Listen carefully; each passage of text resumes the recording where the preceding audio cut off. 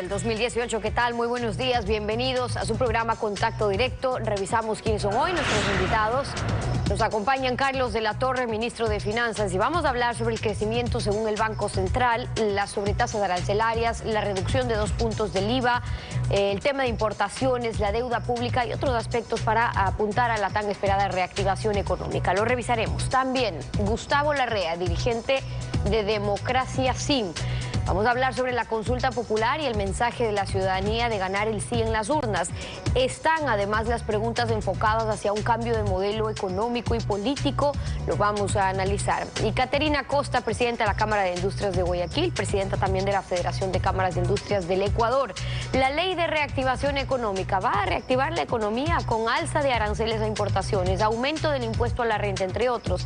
Es inevitable un cambio del modelo económico. Lo vamos a examinar.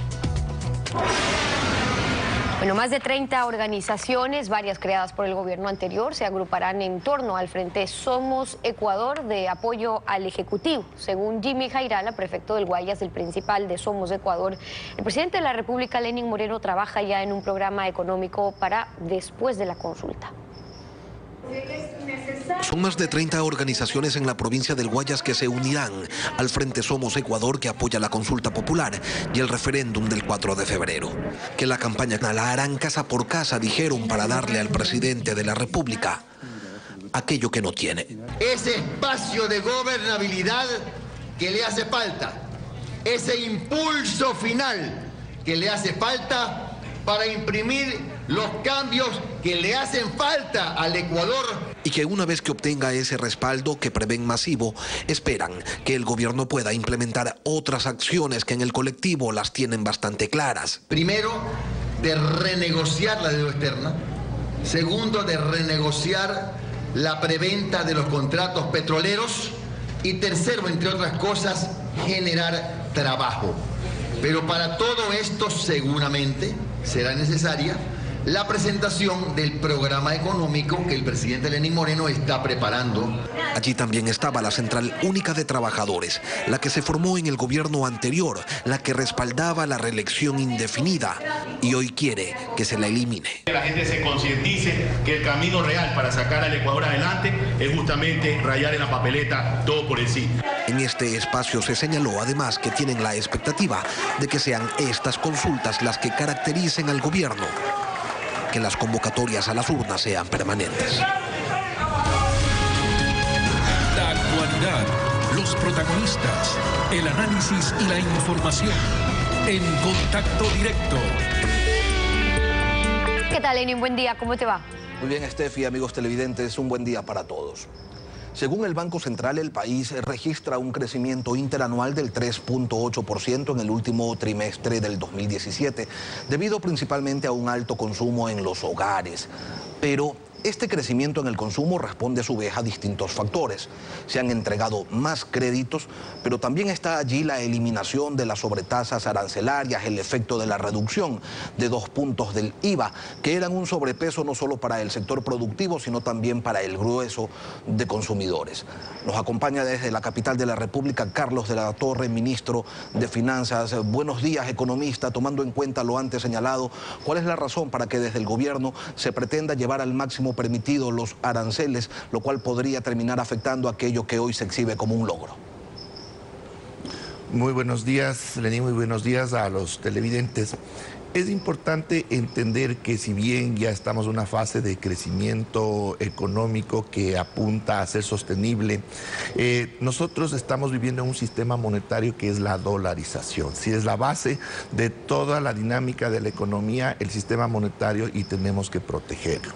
Con la eliminación de las salvaguardias hace 6 meses aproximadamente, se produce un salto dramático de las importaciones, principalmente importaciones de bienes de consumo. Estas crecen en más de un 22% en términos generales y aquellas que tenían salvaguardias en más del 60%.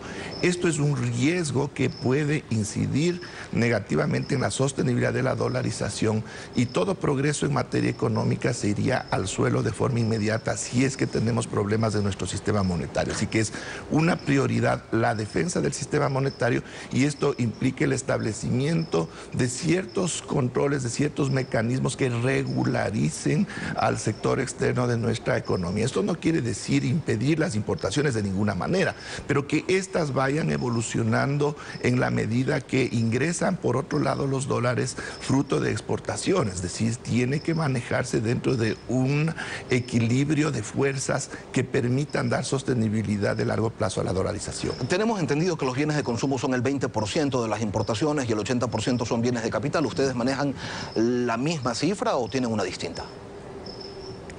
Bueno, aproximadamente son esas las cifras, pero hay que entender que el efecto nocivo que se da a la economía en términos de la salida de divisas indiscriminada está en los bienes de consumo.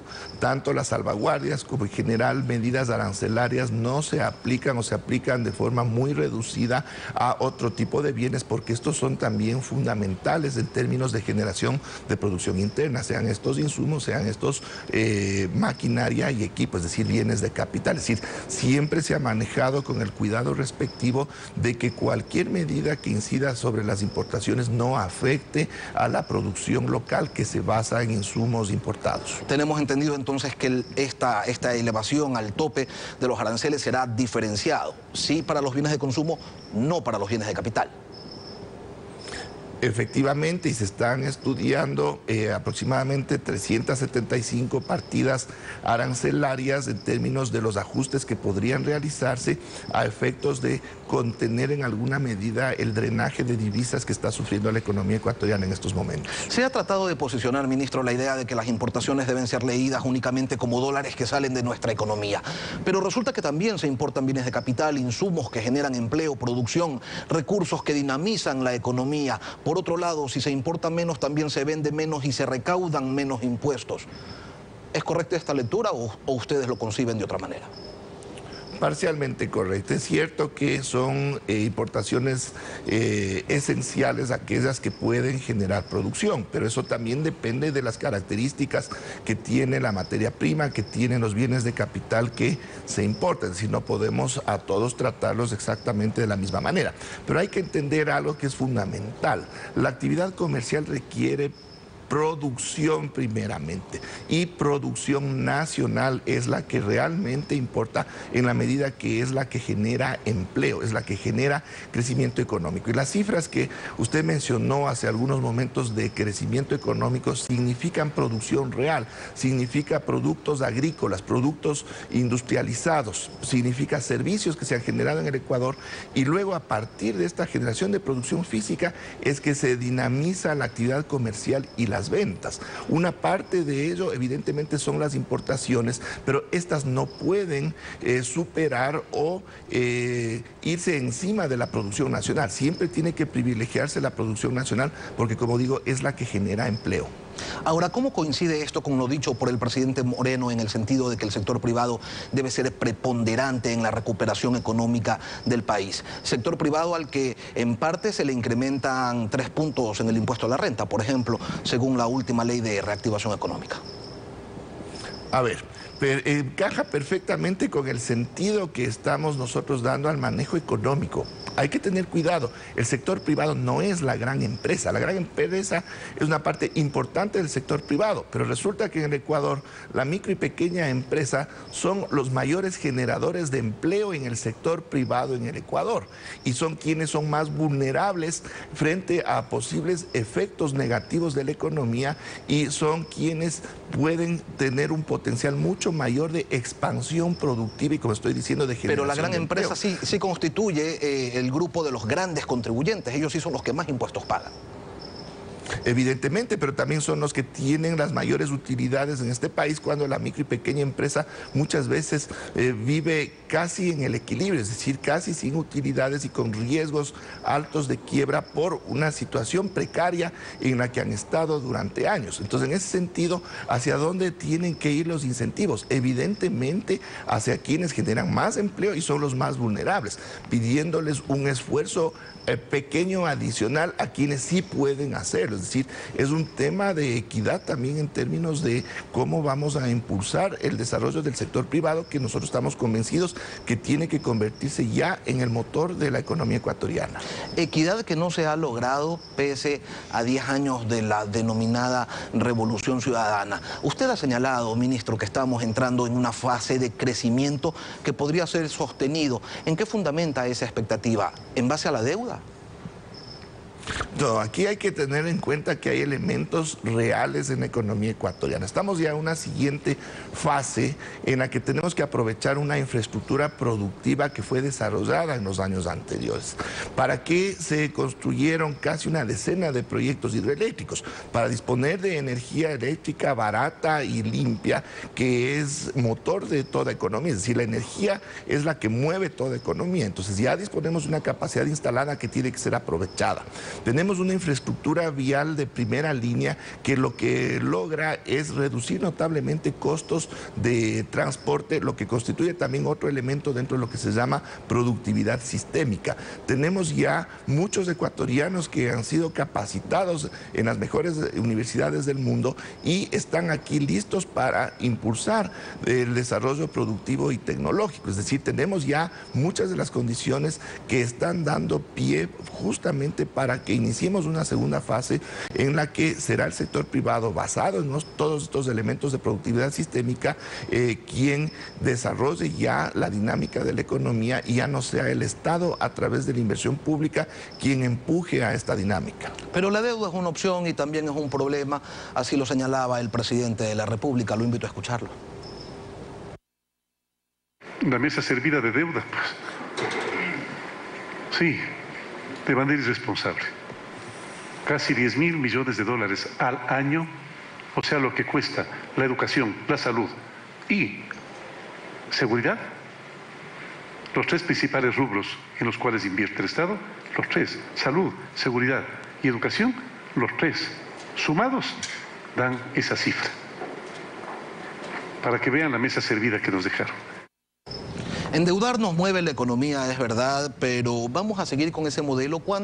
¿En cuánto se tiene previsto que ascienda la deuda en este 2018, ministro? A ver, Lenin, es importante entender que todo Estado requiere financiamiento. Eso es una realidad para el Ecuador y para cualquier Estado del mundo. Ahora, cómo se maneja ese financiamiento es otra cosa. En la medida en que el nivel de endeudamiento sea sostenible en el largo plazo, ese financiamiento es el que permite el desarrollo económico y social de los pueblos. De lo contrario, no podríamos avanzar en general las economías del mundo como hemos avanzado en estos últimos 200 años desde que se está operando una economía capitalista que se ha globalizado. Efectivamente, el problema es el cómo. En el Ecuador, en los últimos tiempos ha sido a corto plazo e intereses altos. ¿Eso va a cambiar? Ya, a ver, tenemos que entender también que efectivamente la deuda se ha vuelto una carga importante en el manejo económico en el Ecuador, principalmente por el incremento que se registró en los últimos 2 o 3 años debido a factores de carácter exógeno que todos conocemos.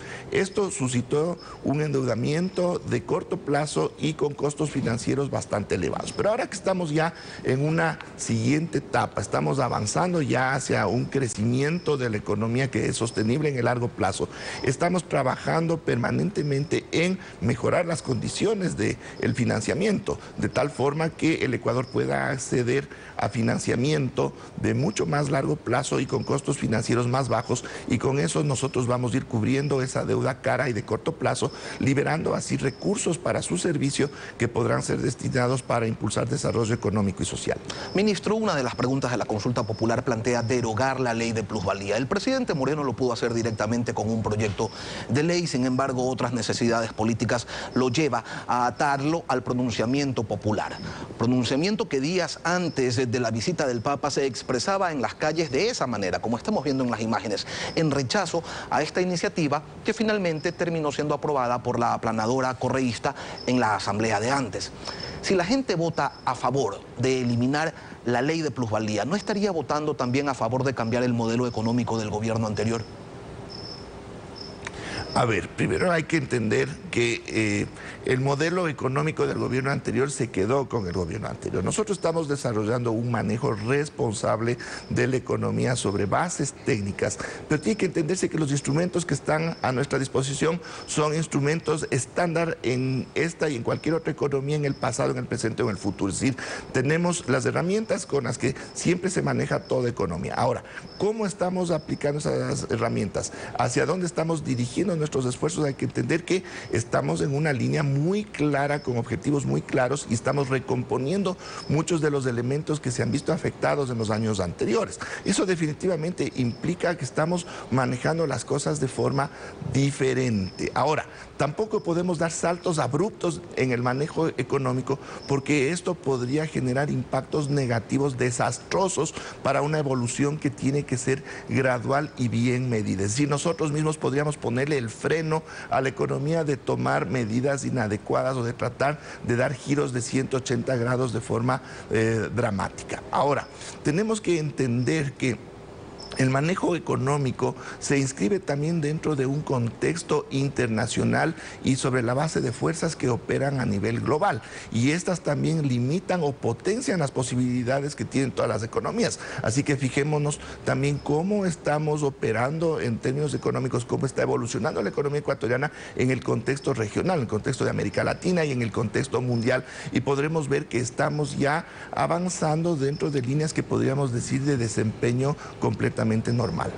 Hay aliados del gobierno como Jimmy Jairala, por ejemplo, que señalan que después de la consulta se presentará el verdadero programa económico del gobierno. ¿Esto es real o luego del 4 de marzo los ecuatorianos no deberíamos esperar ninguna decisión radical en lo económico? Bueno, habría que preguntarse a qué se refieren con el verdadero programa económico. Hay que entender que el manejo de la economía es un manejo que se lo realiza día a día.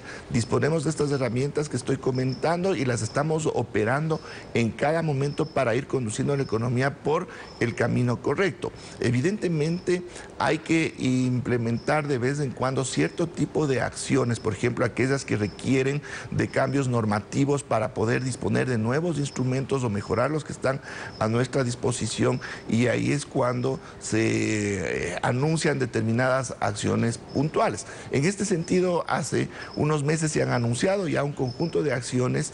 Hay algunas que han requerido de reformas normativas. Recién la semana pasada se trató ya el veto que se envió respecto de la ley económica urgente, y solo ahora tenemos ya los elementos que se plantearon en un inicio ya completos para poder seguir avanzando en el manejo de la economía. Entonces, en este sentido surge la pregunta: ¿a qué se refieren muchas personas que comentan que ahora sí vendrá el verdadero programa económico cuando ya lo tenemos en este momento? ¿Será que se refieren a un paquetazo que nosotros de ninguna manera vamos a implementar en el Ecuador? ¿Será que se refieren a esas medidas que se aplicaron durante los 80s y 90s y que ningún resultado dieron, solo el llevarnos al colapso económico y a perder hasta la moneda nacional? ¿Será que se refieren a ese tipo de medidas? Carlos de la Torre, ministro de Finanzas, gracias por habernos acompañado esta mañana en Contacto Directo. 7 de la mañana con 18 minutos. Tiempo de ir a una pausa. Cuando regresemos, Gustavo Larrea, dirigente de Democracia Sí, la consulta y la caravana por la libertad, la ruta, la campaña y las respuestas de ganar el sí en la consulta popular. Lo revisamos al volver. No se vayan.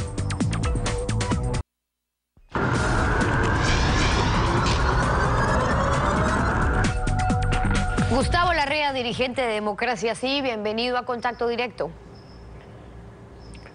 Muchas gracias, Estefi. Un gusto estar aquí. Buenos días. Hoy arranca la campaña para la consulta popular del 4 de febrero. El movimiento Democracia Sí inicia hoy una caravana por la libertad, así la han llamado. ¿Qué es lo que tienen previsto para promover el sí, todo sí en la consulta popular?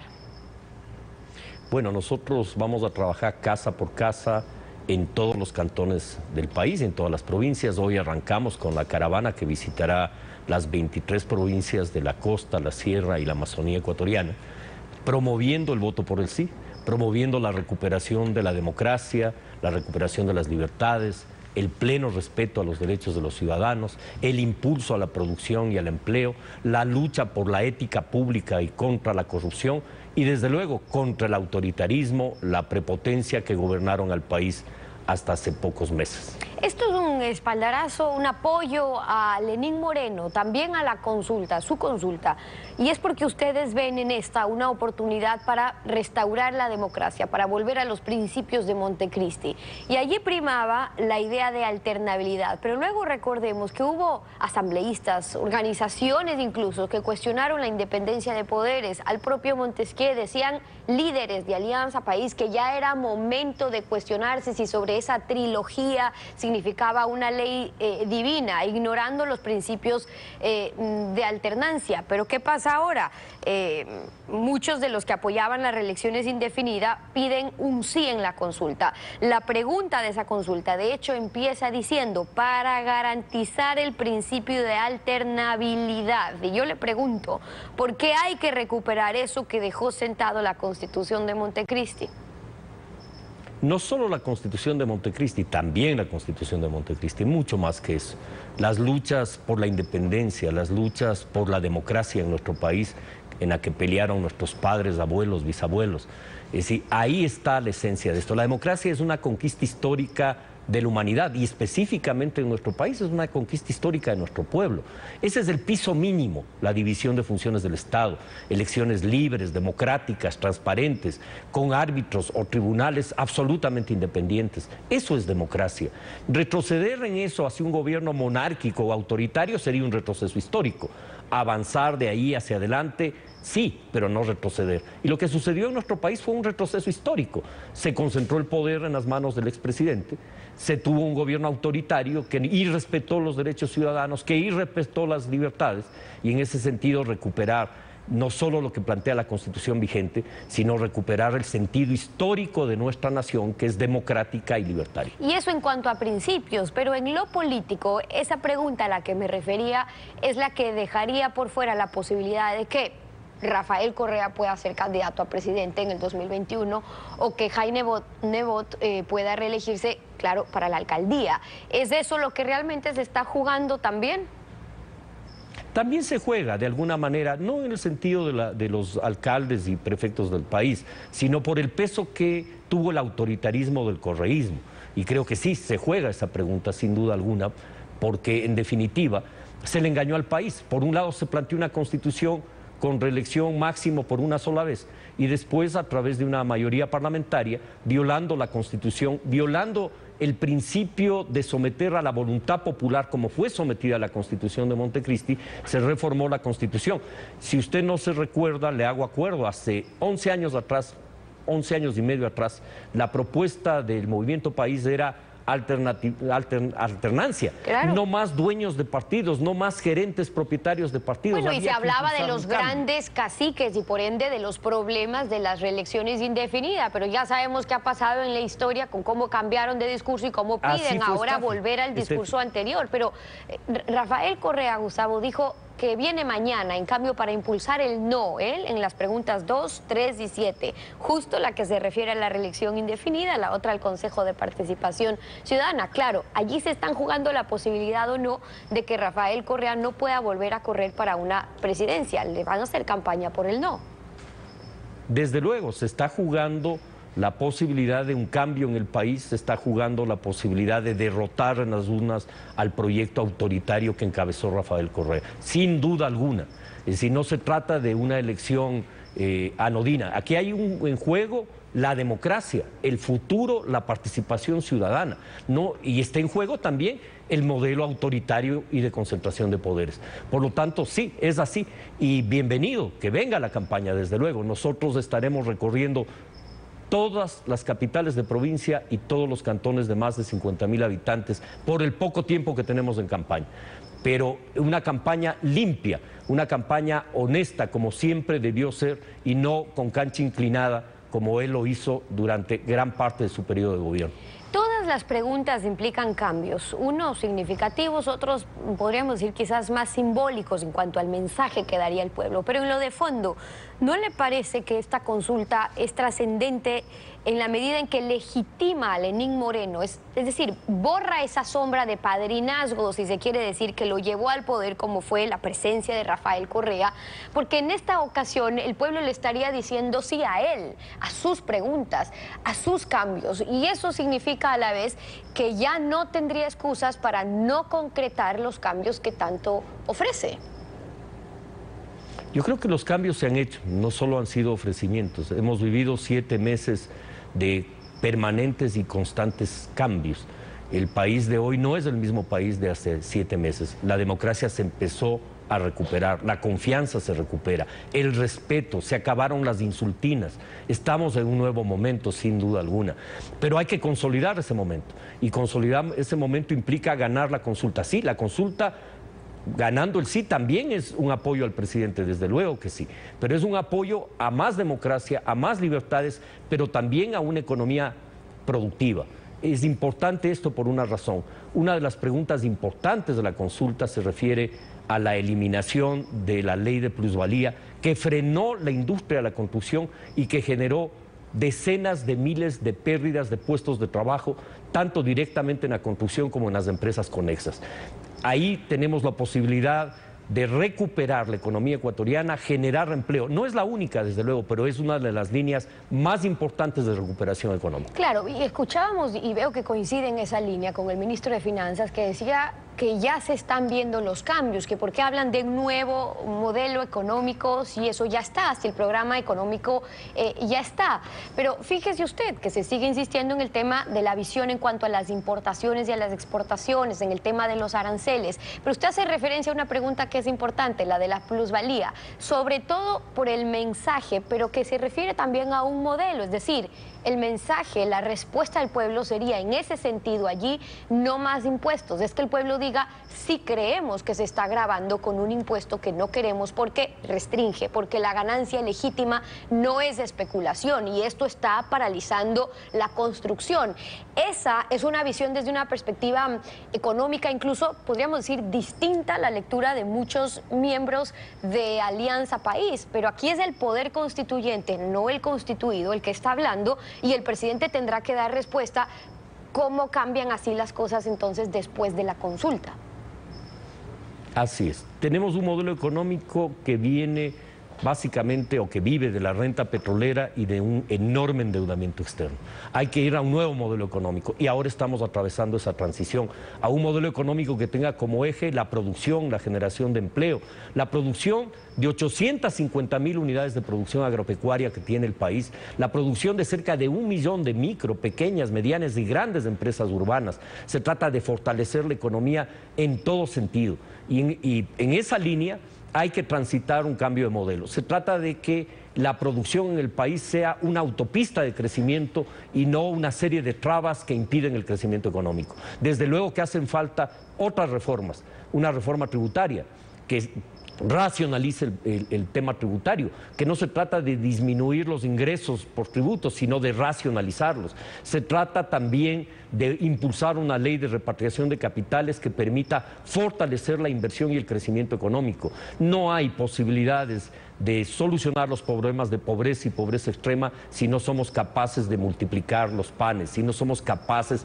de multiplicar la producción, si no somos capaces no solo de exportar 13.000 millones de dólares en productos agropecuarios, agroindustriales, de pesca, sino si damos un salto histórico y tenemos como visión exportar 30, 50, 100.000 millones en los próximos años. Creo que la economía hay que dinamizarla para mejorar las condiciones de vida de todos los ecuatorianos. Y ahí estarían algunas propuestas que estarían por encaminarse en un futuro próximo. Gustavo Larrea, dirigente de Democracia, sí, acompañándonos en Contacto Directo, como siempre, gracias por haber estado con nosotros. Muchas gracias, Esther. A usted, 7:31. Una pausa y al regresar ya está en nuestros estudios Caterina Costa, la presidenta de la Federación de Cámaras de Industrias del Ecuador y presidenta de la Cámara de Industrias de Guayaquil. La deuda del gobierno con la esperada reactivación económica. Pausa, volvemos, quédese en nuestra sintonía.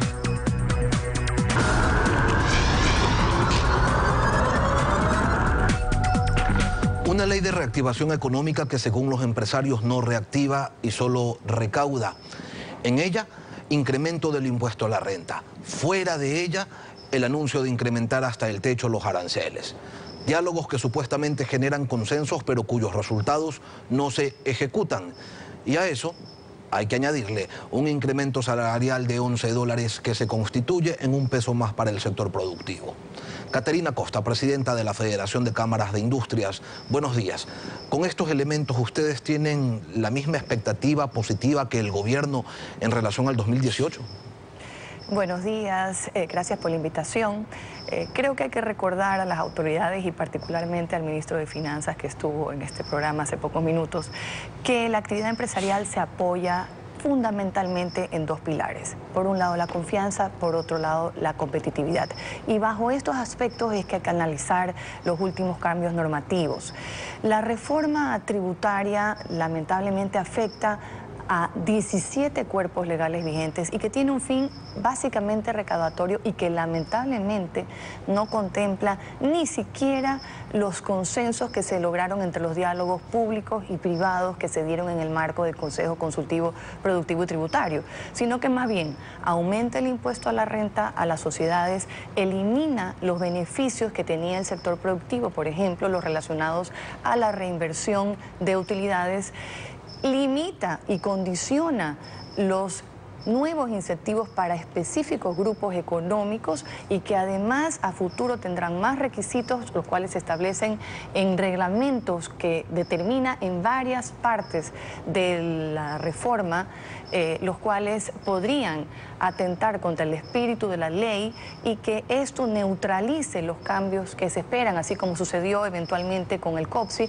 y que además afecta a la seguridad jurídica por no sustentarse en normativa sólida que da pie a futuros cambios. Adicionalmente, le da discrecionalidad excesiva a los órganos de la administración pública, como son el SRI y la SENAE, y por tanto no apuntalan ni a la confianza ni al pilar de la competitividad, por lo que no se generará una reactivación económica, no se logrará atraer más inversión y además no se van a poder generar las plazas de trabajo que el 60% de los ecuatorianos necesitan, y menos cumplir con la meta del plan de gobierno de crear 250.000 nuevas plazas de trabajo. Que la idea es potenciar a los pequeños y a los medianos, que son los que más empleo generan, y castigar a los grandes, que son los que más ganancias han tenido en los últimos años. Lo dijo el ministro hace un momento, pero parece que se olvidan que la actividad económica todo está encadenado y si uno pierde, todos terminamos perdiendo. Definitivamente, ejemplo de eso es el aumento último del salario básico unificado, el cual no contempló lo que estipula el artículo 118 del Código del Trabajo, yéndose por encima de la inflación proyectada para el 2018. Esto ya viene sucediendo desde hace más de 7 años, en donde el salario básico se aumenta por encima de la productividad que necesitamos todos los sectores empresariales, particularmente la industria a la que represento, para poder ser competitiva. Y adicionalmente a esto, si revisamos los costos, tenemos incrementos en los combustibles. Es algo que desde el año pasado a este año se ha dado en el caso del diésel en más de un 22% y en el caso del búnker en un 8.5%. Tenemos, ustedes saben, hay industrias que son intensivas en manos de obra, como la textil, como la farmacéutica, la de producción de vehículos, de muebles. Estas son afectadas por esos incrementos por encima de la productividad del salario básico. Hay otras que son intensivas en combustible, que son afectadas por las normativas recientes que acabo de mencionar, y por último hay otras que son afectadas por la energía eléctrica, las cuales a través de la ministra de Industrias estamos tratando de conseguir tarifas acordes a las posibilidades energéticas del país para sectores que son intensivos en consumo de esta, como son el del plástico, el de caucho, cemento, metales, madera, papel, cartón, entre otros. Incrementar los salarios tiene como intención aumentar la capacidad adquisitiva de los trabajadores, pero ¿qué efectos concretos puede tener esto si 6 de cada 10 ecuatorianos no tienen un trabajo formal? Como ya dije anteriormente, esto no va a generar esas plazas de trabajo porque no podemos ser competitivos respecto de los productos de nuestros países vecinos y peor respecto de productos que vienen de países que están más distantes de los tigres asiáticos, de Indonesia o de otros con los cuales competimos. Y ahí corresponde un poco a hablar también de las tasas y de los aranceles que mencionó el ministro, viendo esto en un contexto más amplio del comercio exterior, en donde sabemos que la dolarización requiere de un sector exportador fortalecido y de la atracción de inversiones. Hago mi comentario tomando un poco la percepción de empresarios extranjeros, ya que tuve la oportunidad de participar en el último encuentro empresarial español-ecuatoriano en la ciudad de Madrid hace 2 semanas, y vemos definitivamente que aquí hay cosas que son fortalezas. Por ejemplo, ya tenemos 1 año de un acuerdo comercial con la Unión Europea que nos está dando resultados positivos. Al cierre del año 2017 ya teníamos finalmente un embajador del Ecuador en los Estados Unidos. La propia ley para reactivación de la economía, en su disposición general 13, ya define que deben establecerse mecanismos automáticos para la devolución de impuestos a los exportadores y a sus proveedores directos, y para esto el SRI tiene 60 días para establecer esos mecanismos. El propio ministro de Finanzas esta semana dijo que se está considerando un fondo para poder hacer esta devolución a los exportadores, lamentablemente no para los impuestos, los CATs y los drawbacks que corresponden a años anteriores, sino que se está hablando de este año, pero se están cerrando acuerdos comerciales con socios como Nicaragua, como El Salvador y próximamente el EFTA, Honduras. Hay también el decreto presidencial que habla de los cielos abiertos y la conformación de un comité interinstitucional para evaluar las posibles inversiones, entre otras de las fortalezas, de lo positivo. Pero en cuanto a lo negativo, se sigue hablando de incrementar los aranceles, lo cual obviamente afecta a toda la cadena. Aumento en 375 partidas que ni el propio ministro de Comercio Exterior está de acuerdo. Precisamente sobre ese tema, sobre el incremento de los aranceles, cuando se implementaron las salvaguardias que fueron desmontadas completamente en el mes de junio, hubo una contracción de la economía y desde junio acá esta se ha recuperado. Ahora el régimen anuncia que incrementará los aranceles hasta el techo permitido por la Organización Mundial de Comercio. ¿Ustedes prevén los mismos efectos que con las sobretasas? Definitivamente, en el caso de las salvaguardias se ha demostrado que hubo una rebaja de 5.000 millones de dólares en importaciones de bienes de capital y materias primas, a pesar de que estos no eran principalmente los afectados. Y así se les ha tratado de explicar a las autoridades que nosotros somos una cadena, que no nos vemos como empresas grandes, chicas, medianas, que interactuamos unas y otras buscando lo que nos resulta mejor. Por eso necesitamos que las autoridades entiendan y escuchen al sector productivo que ha estado en el país en las buenas y en las malas, buscando y proponiendo espacios para dar soluciones para el país avance. Pero que es para proteger la dolarización, dice el gobierno. Para proteger la dolarización lo que se necesita es fortalecer al sector exportador y atraer las inversiones. Nosotros no podemos seguir con la tramitología, con las barreras, con las cortapisas duplicadas y innecesarias que nos siguen aumentando los costos y que siguen generando corrupción.